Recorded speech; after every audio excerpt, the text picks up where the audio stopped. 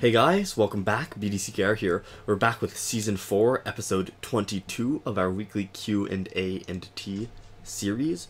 Our first question comes from Jason Black, and they say, the all-night rewards glitch where you can get it over and over, and then in brackets iOS, deleted all my players. Level 50 Elite 7 Blackest Knight Martian Manhunter, level 45 Elite 7 Arkham Knight, and Arkham Knight.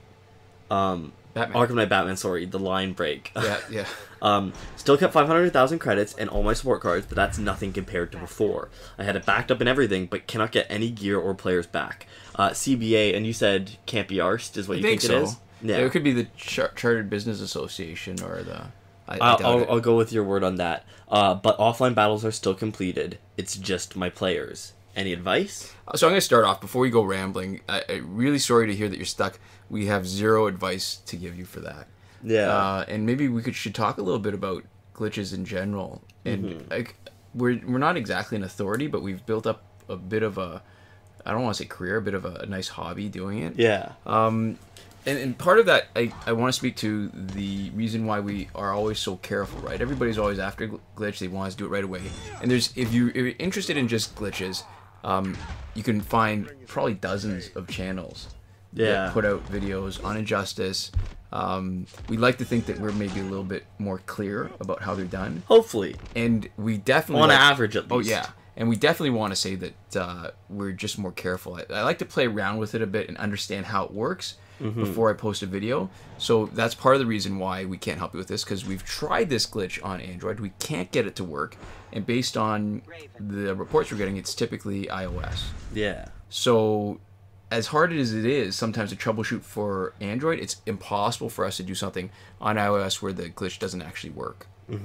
So if you're talking about iOS, I guess there's really two ways, because I know that some of our viewers are iOS. They've tried some of the glitches that we've demonstrated, and some of them work, some of them don't. But you've just got to be really, really careful. I mean, it seems kind of goofy and almost condescending to say it, but you got to be really, really careful about what you're willing to try on your device, because that's why we get into the whole thing about backing it up, right? Yeah, and for a lot of stuff we tried it out.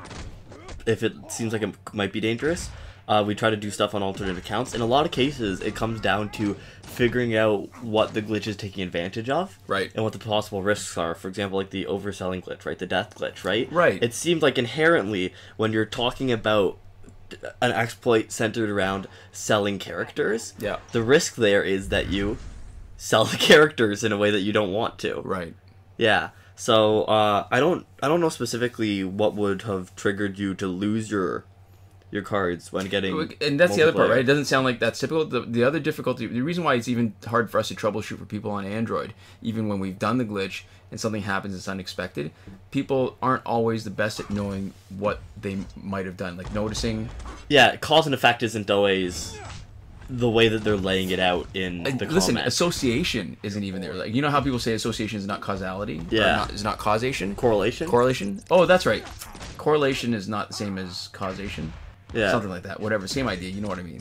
But that's even further than that, is that right now, without having all the information, being able to see it, you can't even make necessarily the proper correlation either. Yeah, because we don't know enough about your situation. It's entirely possible that you did the glitch and you lost everything. We've had people talk about, losing stuff from doing X glitch or Y glitch, and then later it turns out they were also like hacking, or they also did something else completely unrelated. And sometimes we never find out. But we suspect when we've got, dozens of times doing it ourselves, feedback from hundreds of people. Or for a lot of glitches, hundreds of times doing it ourselves. Yeah, that there's got to be something else that we're missing, and we can't really give advice, especially on a different operating system. So we are really sorry that that's happened to you, but we can't.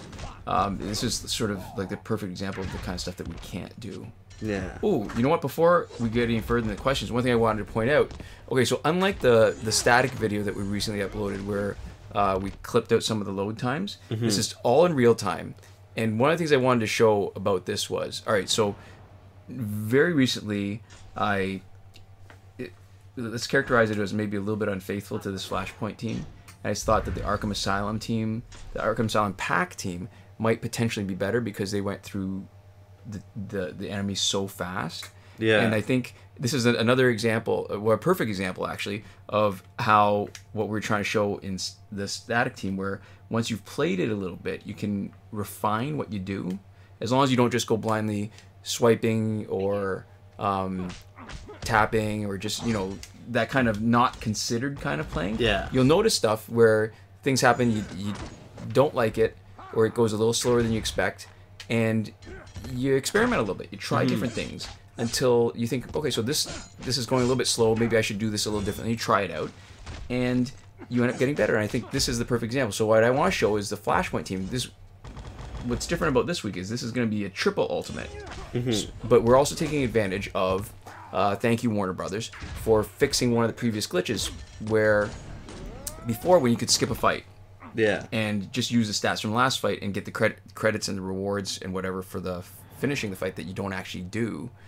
When you touch the coins at the bottom, like you see the little dot that shows my taps, you go directly to the next load screen instead of waiting for them to show you how many points you got and slowly count it up. Yeah. So it's a little time saver exploit. It's not as good as being able to skip a fight, but as considering the way that they patched it is actually still useful to us. Right. So now we're gonna try to. Normally we wait through it. This time I'm just gonna try to just get a feel for what it really is like to grind as much as you can to get to, say, 1 million or top 100 or potentially even top 10 if you want to show up for everybody to see. Yeah, and you'll be able to see here already. You'll know better than we do exactly how long, or approximately how long, we actually spend getting to there, because you'll be able to see the timestamp on this video and how long it is. Right. But so this is going to be a triple. Yeah, which is different. Normally it's just a double ultimate. So yeah, next question. Our next question comes from Mattias Xxx. Is that Mattias? It seems like that's a... Yeah, I don't know. Let us know. I'm always curious about how people pronounce their names. And maybe let us know what language it comes from, because part of me's thinking is that German? I don't know. Like for Matthew, and then... anyways, yeah, we'd be curious. And Quadruple X, not even triple X. Quadruple X. They say, is it worth to max out the black ring? So we can answer this. I guess there's a general answer for gear, and there's a specific answer for the black ring. So I'm guessing you mean the Black Lantern ring. And so in general, for any gear, if you play with it, it's worth maxing out. You don't actually even have to fuse it and get it to the second level 10, because level 8 or 9 you're probably close enough, and the last couple levels cost the most. However, once you max it out, you get the most shards when you shatter the extra copies. So when you're talking about something like the Black Ring, which is not one of the 3-star that become 4, or it's a 2-star gear that becomes a 3-star gear, the lower star gears are worth maxing out even if you don't play with it, because you still get more value out of it. Yeah, and that's a kind of a long-term answer. So, but if you've got a Special 1 specialist, yeah, you can go for it. I mean, there are better Special 1 boosters out there. And the reason why I say that is the second ability, which is the Life Drain, chance of Special 1, getting health doesn't matter to me nearly as much. I want like full offense all the time. If I'm relying on getting some of my health back, then I've screwed up. Yeah. And the fight is already gone longer than I expect or want, and that extra boost of offense might have been the difference between not needing to get a heal. Now, that being said, the Black Lantern ring, the 1-star gears are actually easier to max out than the 2-star gears, and they're more common. So you're just more likely to get them, right? So you'll get more bang for the buck if you max out 1-star gears first, because you'll have a better chance of getting extra copies to shatter. Yeah, so there you go. And our final question, we've got a lot of time to talk about this, and then afterwards kind of just wherever the wind takes us, is from William Ryu. And they say, what device do you guys play on? So we get asked this a lot. I know the specific answer people want, and we've given it, is that it's the Moto G 3rd Gen. And, I mean, given that we're not showing the device, and what we're doing is just recorded gameplay, I think part of it might be that people are curious about not only how we do it, but so that they can know how to do it themselves, right? Yeah. And to be fair, we should say Moto G 3rd Gen is not either of our like phone devices. My phone is actually a Sony Ericsson C905. That's a real old one. So this is your kind of... It's a dumb phone. It's a slider phone. Yeah, so this is your smartphone device that you're using just as basically like a mini tablet. This is like our studio, basically. Yeah. Like, without this one device, I think we wouldn't really be able to film any footage, which is kind of funny and sad at the same time. And it's funny, because my actual phone is a step up, the Moto G5 gen, 5th gen. And maybe we should talk a little bit about the reasons why we don't use that. All right, so if you watch our videos, and if you've been watching us for a while, you know that the quality of our videos have improved a bit. Not in terms of necessarily production values, but just how it looks, because we're recording directly off the device. And then back down again when the update lowered the texture quality. That's a good point. Because the not obvious considerations. All right, so, and we're going to talk only Android, because I don't know about iOS and how that works, but system audio, recording directly from the game, is better than using the microphone. Because then you don't get the mic picking up the tapping, swiping, any accidental noise. Yeah, anytime anybody is speaking. Any digestive difficulties. In your filming space. Yeah. So the way you can overcome it is you need to actually... Well, so I've looked it up on YouTube, and there's people that have destroyed their headphones to get the ability to record on their non-rooted device, the system audio. And that, I guess that works for some people, but from a software point of view, I think you have to root your device to be able to record it directly and be able to max out your volume too at the same time. Because that option where they use the earphones, they actually they say don't go higher than 60%, because then you'll get a whole bunch of background noise and feedback.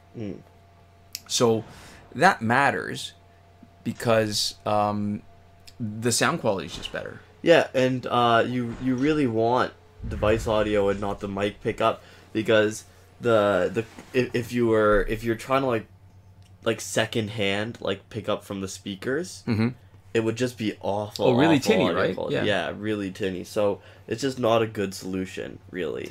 Now I wonder if I've speculated before about whether the reason why they prevent that is for privacy reasons, right? Yeah. Because I know that my dumb phone, so it's funny that we mentioned it, my Sony Ericsson C905, which is a total dumb phone, it's a slider, can record directly from the audio feed of the device. So like you can record a phone call, for example. And so this is totally something that I hadn't considered, which you were explaining to me, and you're like, well, maybe it's because if you have the ability to record device audio, you can record somebody else's phone call, somebody else's side of like a video call or a Skype call or something like that. You can basically, without their permission, much more easily record their side of the conversation. Now you can't stop it, because if you're doing it from the mic, it's going to pick up the speakers too, but the quality is going to be so much worse. Yeah. And it's going to be... Well, I don't know if that really answers the question of privacy, but I just wondered about that. And the recording software that we use, I know a lot of people use different things. What I like about what we're using right now, which is S04 screen recorder, is that it's really clean.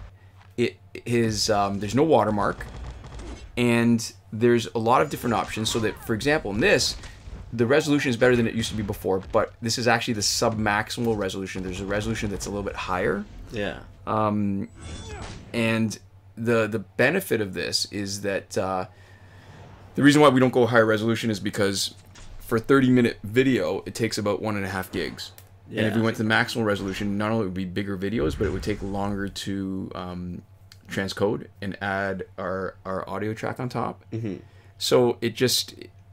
I mean, we've made no sort of secret about it. We're relatively low-tech. This is not a big chunk of our time as far as making the YouTube videos. So the less time we spend making each video, the more likely we are to make more videos. Yeah, and I mean, we mentioned before that.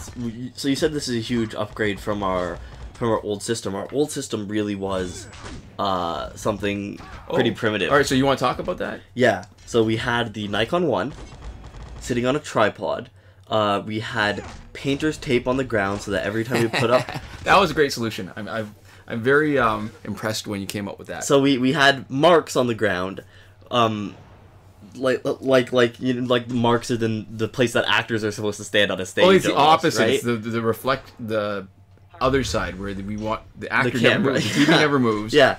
So we would know exactly where to put the tripod every time, even though because it's painter's tape. Right. And the tripod bases were circular. It wasn't always a consistent spot. We'd still have to do like minor adjustments. And what we would do is we would zoom in on the TV in just the right way from our Nikon 1 camera so that it was taking up approximately the full screen. Right. And so we also had painter's tape on the TV. What we'd do is turn the lights on so the painter's tape was visible, turn the screen off. Right, and zoom in until you couldn't see the painter's tape anymore. Yeah, and then adjust ever so slightly, do the little after touches in any direction to make sure that the painter's tape was just barely off screen so that we weren't missing anything. Right. And that was how we would film. And it would create these the patterns called moire. Yeah, we learned about that. That's funny. It's funny the stuff that you do and how you pick up information. Yeah, which is what happens anytime you have a digital filming solution that is also filming something that has a grid. So if you have a video of a screen door, for example, there might be a weird pattern. If you've got like a really small like grid pattern, I saw there was a picture of somebody in which they had a shirt that had a really small grid pattern on it. And it was funny, as you zoomed in and out of the picture, the moire changed. Different stuff like that. So basically, almost like those lenticular things, right? Like when you have the moving pictures. Yeah. So we had what amounted to a not good setup, and audio would be based on Nikon 1 audio. Right, but that's what we had. All right, so the reason why we did that, right? That was our previous device was a LG. I can't remember the name. Optimus, and something. It wasn't a high enough level so that we could do the onboard screen capture. Yeah, we couldn't do it. We couldn't do it simultaneous to playing because we would lose a ton of frames. I remember we tried it once or twice. Yeah, and it was the awful. audio quality was worse. Yep. And the game was much harder to play. Yes. And it was actually like a not good solution on almost every level. It was worse in everything except for visuals, and it was choppy enough that even that was not better. Right. And there's a second ultimate, so we got one more ultimate to go. So the difficulty was that was all we had. Yeah.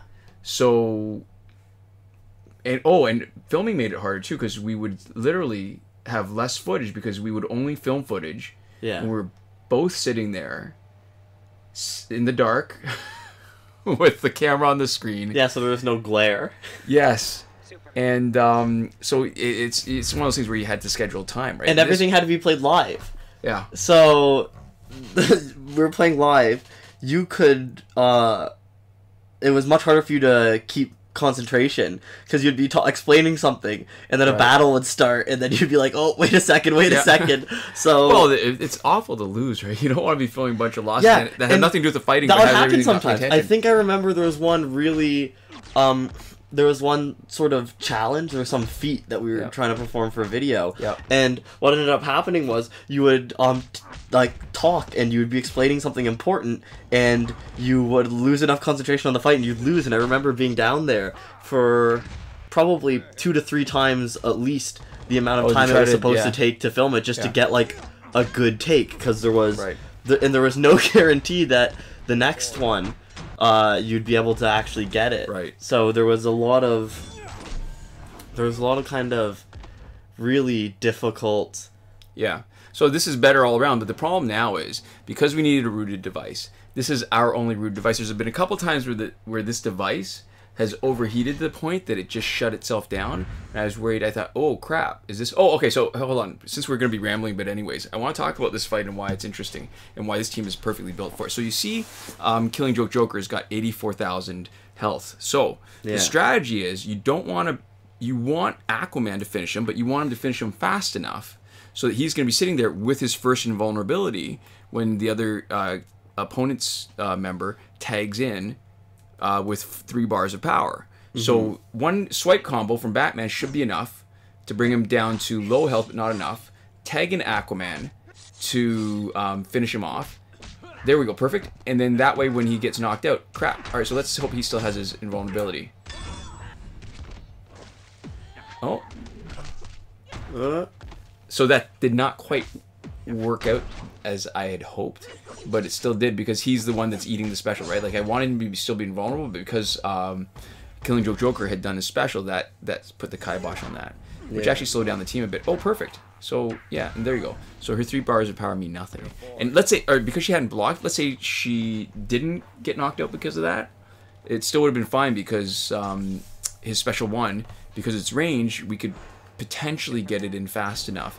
And she was the last character anyways, right? So it wouldn't have been a big deal. Mm-hmm. Sorry, so I interrupted that, but I wanted to point out Killing Joke Joker is an interesting setup to try to keep people from finishing quickly. All right, so go ahead. Yeah, so there was a lot of technical difficulties. Remember, the top bit of the screen would always get cut off. Right, because on Mortal Kombat X, you could not tell how much health you had. Right, because on the TV, you couldn't get the top of the screen. Like, it would just cut off. And sometimes, too, because the viewfinder wasn't perfectly in line with what the camera was actually capturing. Oh, it would be a little bit tilted, yes. or...